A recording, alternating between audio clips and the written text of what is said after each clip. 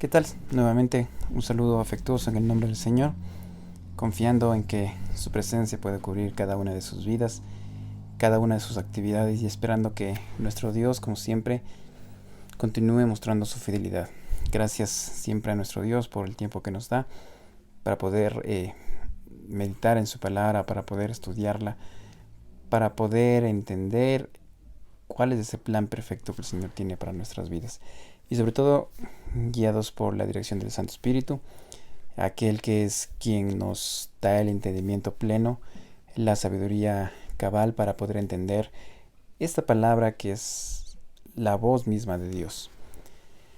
Si alguien quisiera dudar la veracidad de la palabra de Dios, está dudando absolutamente de todo.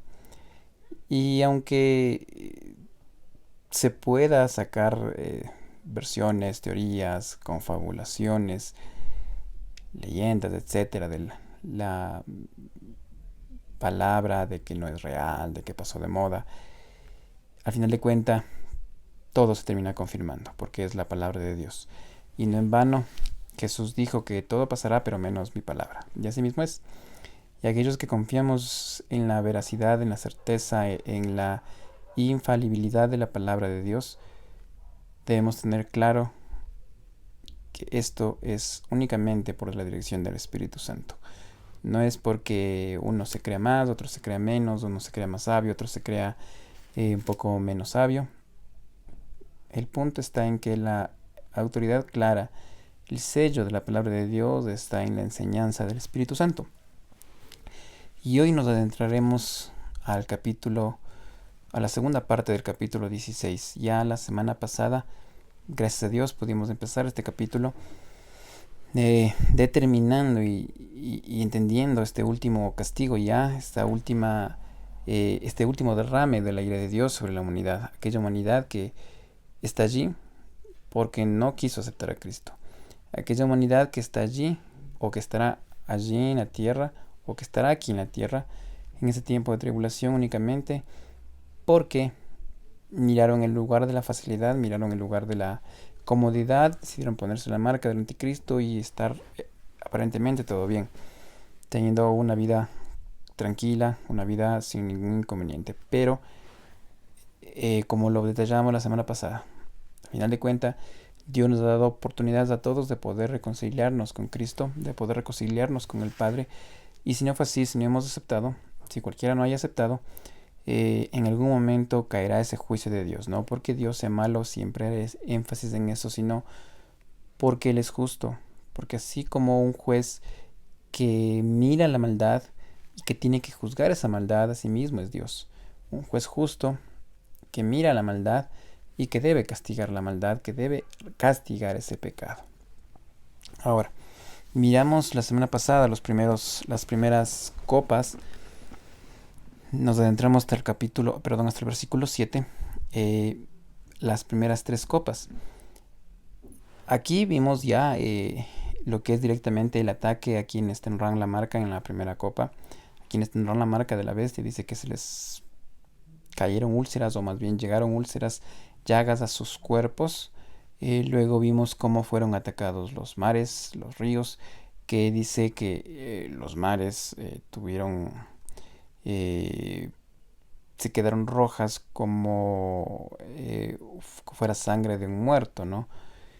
Y ahora miraremos también lo que será en realidad el verdadero calentamiento global. Y, por ejemplo, ahora es la preocupación esta de que el sol está cada vez pegando más fuerte, que la capa de ozono se está deshaciendo, que los gases de invernadero están cada vez más llevando a que el universo, que la Tierra se caliente mucho más y más, y que cada vez vemos en estadísticas, en noticias que dicen este año es mucho más caluroso que el anterior, las estaciones no se respetan, cuando hay invierno hace sol, cuando hay verano empieza a llover, hay días extremadamente calientes, hay días extremadamente fríos, de un día para otro cambia todo y la gente tiene miedo a eso y se ha impulsado a la ecología, ¿no? A ser más recicladores, reusadores, reutilizadores de los recursos que tenemos y no necesariamente coger y botarlos. Que las campañas están sobre que no se utilicen sorbetes porque no se pueden eh, desintegrar en ciertos miles de años, etcétera, y que cuando botan al mar y tantas cosas, ¿no? Pero en realidad lo que debemos tener siempre claro, y como lo hemos detallado en el Apocalipsis y como está siempre clarísimo el mensaje, es que la autoridad plena sobre todo lo creado es de Dios únicamente. La autoridad no la tiene el ser humano, la autoridad no lo tiene un gobierno, la autoridad no lo tiene un país, ni mucho menos el diablo. Como a veces algunos que predican o enseñan que dicen esto es del diablo, esto viene del diablo, o esta música es del diablo. Nada más alejado de la realidad, porque nada le pertenece al diablo. Todo, absolutamente, le pertenece a Dios.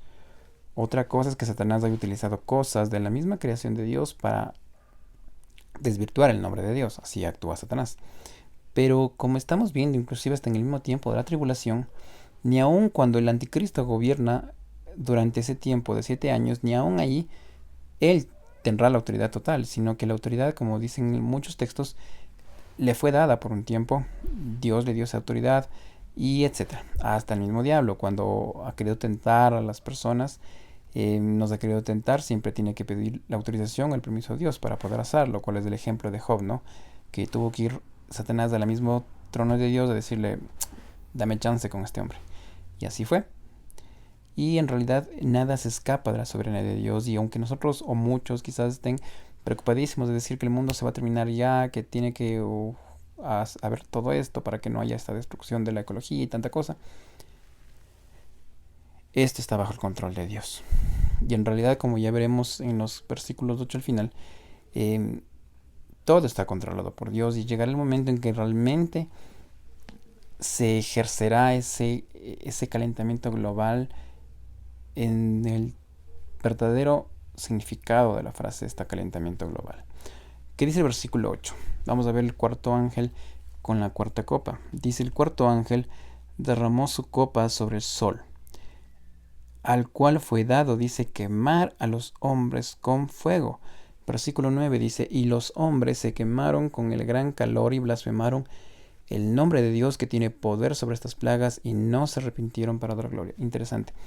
Quiero destacar dos frases que resaltan estos dos versículos. Dice en el versículo 8 que al sol le fue dado quemar a los hombres con fuego. Es lo que les decía hace un rato. Si hablamos de calentamiento global y que todo está saliéndose de control, nada se sale de control. Todo está absolutamente bajo la soberanía de Dios. Y aquí dice que inclusive al sol, dice, se le dará quemar a los hombres con fuego en ese tiempo. ¿Por qué? Estamos viendo, ¿no? El derramamiento de la ira de Dios en su máximo esplendor sobre aquellas personas que no quisieron creer en Jesús. En la cuarta plaga o la cuarta copa es esto, ¿no? El sol empezará a emitir un calor extremo, ¿no? En realidad, como sabemos, el planeta Tierra está ubicado en la parte del sistema solar, una parte estratégica, llamémosla así, para la vida del ser humano. Porque los planetas que lo rodean, por ejemplo, Venus, que es el anterior, es inhabitable porque hace mucho calor. Marte, el siguiente planeta después de la Tierra, es igual inhabitable porque dicen que tiene temperaturas de 30 grados bajo cero. Entonces, la Tierra es un lugar exacto para vivir. El Sol llega justamente con el calor que el ser humano necesita, las plantas, los animales, etcétera, con la luz que nosotros necesitamos para poder llevar una vida correcta. Pero acá en el tiempo de la tribulación, el sol, por mandato de Dios mismo, dice, se desatará y empezará a quemar a los hombres con fuego. Imaginémonos cómo será esa fuerza del sol. Quizás al rato se extinguirá la capa de ozono, no habrá ya nada que impida que lleguen esos rayos ultravioleta con toda su luminosidad, con toda su fuerza, ¿no?, acá a la Tierra. Y dice el versículo 9, ¿no?, que los hombres se quemaron con el gran calor, pero no es que dijeron todo está bien, sino que dice ahí, blasfemaron el nombre de Dios, y aquí está lo importante que les decía, la segunda parte, que tiene poder sobre estas plagas. Así es, el único dice aquí, porque estamos hablando de un reino aquí del anticristo, ¿no? Pero no dice, no, el anticristo tenía el poder o el Satanás tenía el poder. No, no, no, no. Aquí dice que el único que tenía el poder sobre esas plagas es Dios, dice. Pero el problema es que la gente empezó a blasfemar y no se arrepintió, dice, para darle gloria. Porque eso es lo que pasa cuando alguien está en pecado, ¿no? En vez de reconocer que está en el error, sigue pensando que está bien. Y esta gente dirá, a ver, ¿qué está pasando? Aquí tenemos un gobernante, el anticristo, que es aquel, no, bueno, no le dirán el anticristo, ¿no? Pero tenemos un gobernante X que es aquel que nos ha dado paz, que nos ha dado alimento, que nos ha dado todo. Y de pronto viene aquí alguien y nos empieza a quemar. Entonces, no se pueden ir contra nuestro gobernante. Pero, ¿qué nos dice la siguiente copa, en el versículo 10? El quinto ángel dice, derramó su copa sobre el trono de la bestia y su reino se cubrió de tinieblas y se mordían de dolor sus lenguas. Versículo 11 dice, y blasfemaron contra el Dios del cielo por sus dolores y por sus úlceras y no se arrepintieron de sus obras. Recordemos que todo esto es continuo, ¿no? La primera plaga, la primera copa nos hablaba de úlceras, de esos tumores sobre los cuerpos de las personas. Pero aquí en la quinta copa nos habla de que, para demostrar en realidad quién es el que manda, dice que fue un ataque sobre el reino, dice, del anticristo, porque dice el versículo 10, el quinto ángel derramó su copa sobre el trono de la bestia y su reino. ¿Qué pudo hacer o qué podrá hacer el anticristo? ¿Qué podrá hacer Satanás? Pues nada. Recordemos qué pasó cuando vinieron las plagas de Egipto, tal y cual lo hablábamos la semana pasada. ¿Qué pasó cuando llegaron las plagas? Dice que los magos quisieron hacer lo mismo, los encantadores de Faraón, y nada de nada. No pudieron hacer nada, porque esto y todo lo que existe está sobre la autoridad o por la autoridad de Dios, y no hay ninguna autoridad sobre él. Y dice aquí, ¿no?, que esta quinta plaga cayó sobre la bestia, sobre el trono de la bestia y sobre su reino. Entonces, como la gente está mirando que su rey de ese tiempo está siendo vulnerado, empezarán supuestamente a defenderle maldiciéndole a Dios. Pero, a ver, podrán decir lo que sea, la autoridad sigue siendo de Dios. Y nos saltamos al siguiente, ¿no? El sexto ángel. Aquí hay algo diferente, ¿no? Porque hasta el quinto ángel, la quinta copa, vemos que el ataque es a los seres humanos, a las personas que tendrán la marca de la bestia. Sobre el reino del anticristo inclusive nos dice la última. Pero en la sexta vemos algo diferente. Ya no es un ataque, ya no es derramamiento de la ira de Dios, sino es la antesala, algo que vendrá más adelante. Dice el versículo 12, que el sexto ángel derramó su copa sobre el gran río Éufrates y el agua de éste se secó para que estuviese preparado el camino a los reyes de Oriente. Interesante, ¿no?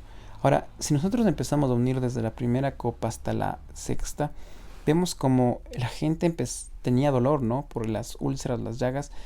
No podía beber agua porque el agua estaba convertida en sangre, tanto de ríos como de mares. No había agua potable, llamémoslo así, para poder consumirla.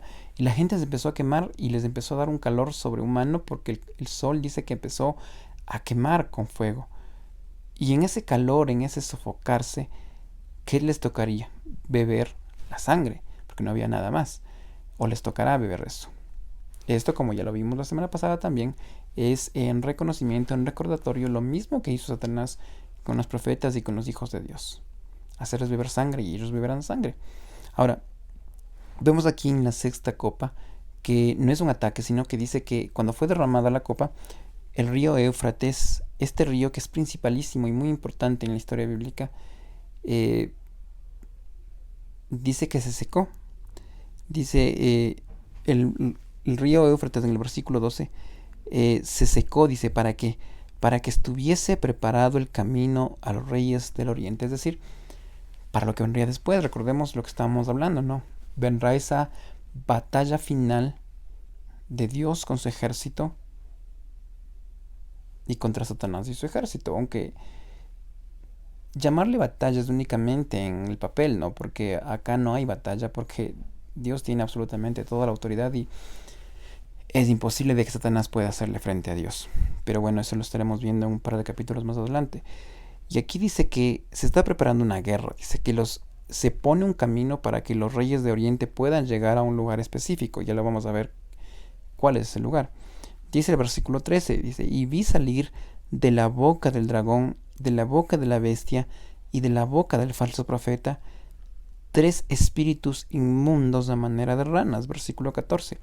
¿Qué son estas ranas? Dice, son espíritus de demonios que hacen señales y van a los reyes de la tierra en todo el mundo para reunirlos a la batalla de aquel gran día del Dios Todopoderoso. Y hasta aquí llega la sexta copa.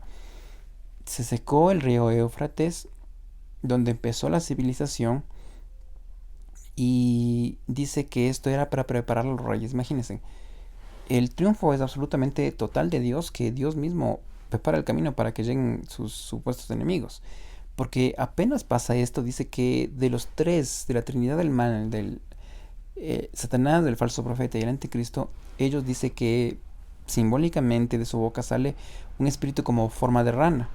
Esto era que el engaño, dice, las últimas señales que ellos mostraron y el engaño que era para persuadir, llamémoslo así, a los reyes de Oriente para que puedan acudir a esa batalla. Entonces, traduzcamos esto, ¿no? Es como decir, vengan, dirían los Satanás con sus 12 secuaces. Vengan reyes, dice, o sea, aquí nosotros tenemos todo el poder, durante 7 años hemos gobernado, hemos hecho lo que hemos querido, hemos nosotros puesto las condiciones, las leyes que nosotros necesitamos, todo el mundo está sumiso a nuestra autoridad. Vengan a enfrentarse a la batalla a este Dios que quiere aparecerse ahora. Desapareció por 7 años de la tierra y ahora quiere venir a asomarse a tomar el control.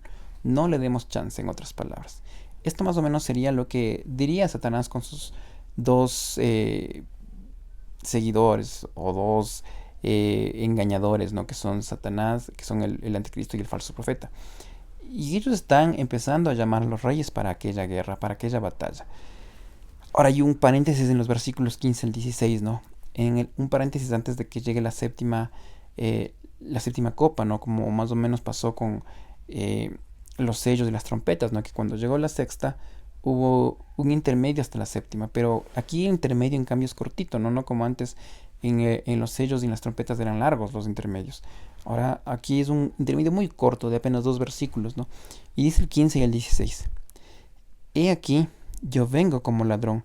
Bienaventurado el que vela y guarda sus ropas para que no ande desnudo y vean su vergüenza. Y les reunió en el lugar que en hebreo se llama Armagedón. Aquel es el lugar donde se desarrollará esa batalla final.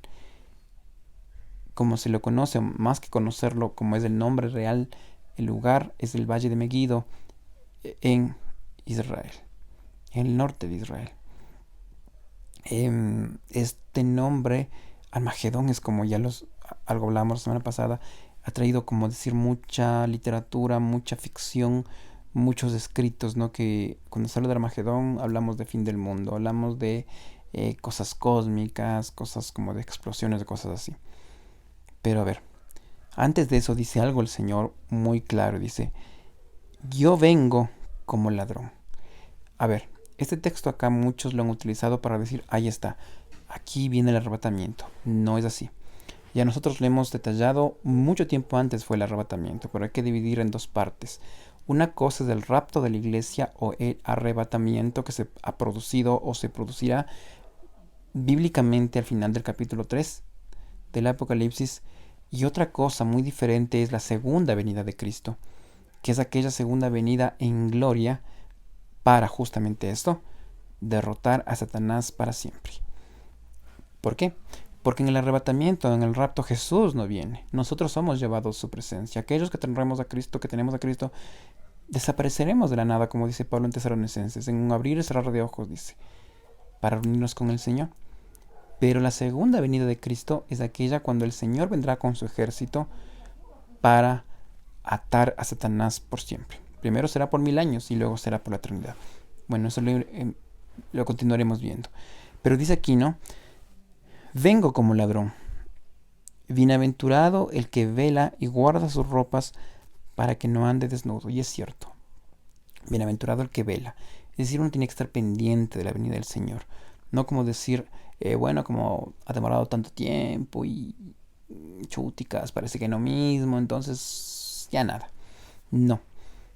No es como el otro día que veía un predicador que es muy reconocido, muy famoso, muy venerado por muchos, que él salió con tremenda babosada a decir, a mí me enseñaron que el arrebatamiento era de pequeño y hoy ya soy adulto y no ha venido, entonces es mentira. Y la gente, amén, decía.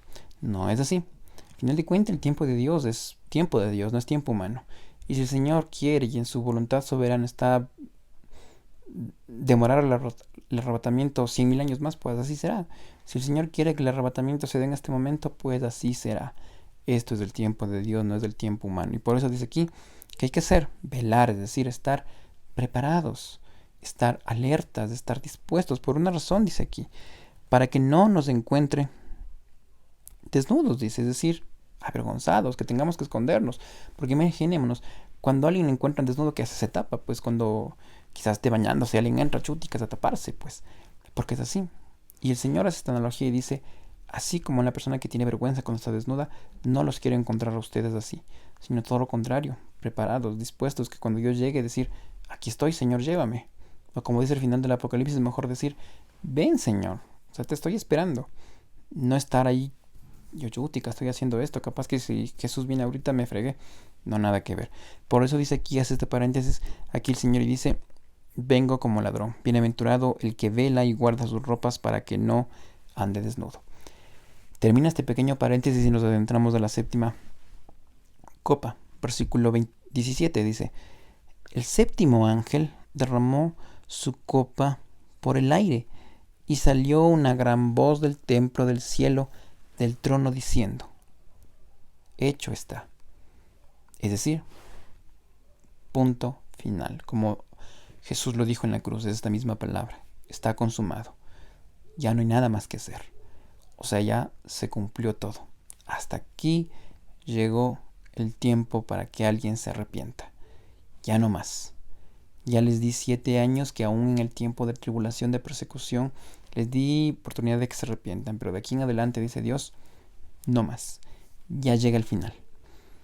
¿Y qué más dice aquí en el versículo 18? Entonces dice, hubo relámpagos, voces, truenos, un gran temblor de tierra, un terremoto tan grande, cual no lo hubo jamás desde que los hombres han estado sobre la tierra. Dice que hubo unas señales inmensas en la tierra, habrá señales inmensas. Dice primero, relámpagos, voces, truenos, y un terremoto. Dice que no ha habido ninguno como ese en ninguna historia de la humanidad. Es decir, si aunque nosotros recordemos algún terremoto que hayamos pasado, decir que bestia, este fue tenaz, cómo mató tanta gente, ningún terremoto, por más fuerte que sea, tendrá comparación con aquel que habrá en el tiempo posterior a la tribulación, ya cuando estamos llegando al final de esos 7 años. El anticristo gozó, disfrutó, tuvo la oportunidad de sentirse gobernador mundial, pero como dice el texto anterior, basta. Todo está concluido, está hecho.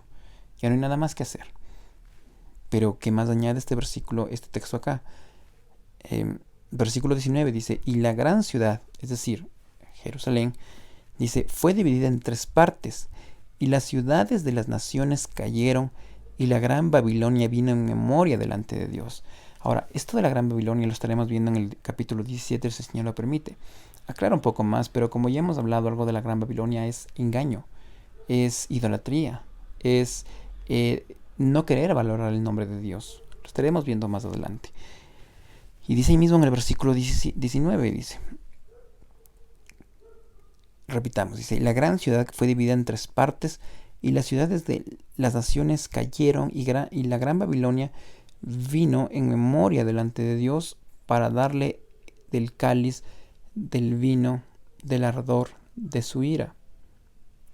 Versículo 20 dice, y toda isla huyó, y los montes no fueron hallados, y cayó del cielo sobre los hombres un enorme granizo como del peso de un talento, y los hombres blasfemaron contra Dios por la plaga del granizo, porque su plaga fue sobremanera grande. Ahora, algo que se destaca aquí es que la tierra se empezó a aplanar, porque dice que los montes ya no habían más, la tierra cambió de forma, toda la geografía cambió, porque añade aquí, dice que toda isla huyó y los montes no fueron hallados, es decir, se estaba anticipando lo que vendría después, o lo que vendrá después de esta batalla. Tenía que haber un camino expedito, un camino aplanado, un camino claro, para que pueda llegar todos los reyes que estábamos hablando y quieran enfrentarse a Dios. Dios mismo les muestra el camino. Dios mismo les aplana el camino, porque Él es soberano. Él tiene toda su autoridad. Y dice al final, ¿no?, que cayó del cielo sobre los hombres. Concluye esta séptima copa, ¿no?, castigando a los hombres. Dice, y cayó del cielo sobre los hombres un enorme granizo como del peso de un talento. Tenaz en realidad. Dice, un enorme granizo como del peso de un talento. Un talento pesaba como unos 75 libras. Es decir, un peso bien fuerte. Como del peso de un talento, y los hombres blasfemaron contra Dios por la plaga del granizo, porque su plaga fue sobremanera grande. Claro, es como que decir que yo salgo a la calle y nos empiezan a apedrear, me empiezan a apedrear. Algo así, pues un dolor. Imagínense desde el cielo caer un peso como de 70 libras, tenaz. Y dice que la gente, claro, como estaba en pecado y como defendían a su supremo rey, lo que hicieron es blasfemar contra Dios y blasfemar contra aquellas plagas. Pero al final de cuentas, como estamos viendo y como el Apocalipsis lo confirma, nada ni nadie está sobre la autoridad de Dios. Él tiene todo el poder. Si Dios lo permite, nos estaremos viendo la próxima semana. Nos adentraremos al capítulo 17. Ya estaremos por terminar, estamos por terminar y cada vez más nos acercamos al final de este libro del Apocalipsis. Dios les bendiga y que el Señor esté con cada uno de ustedes y de sus familias.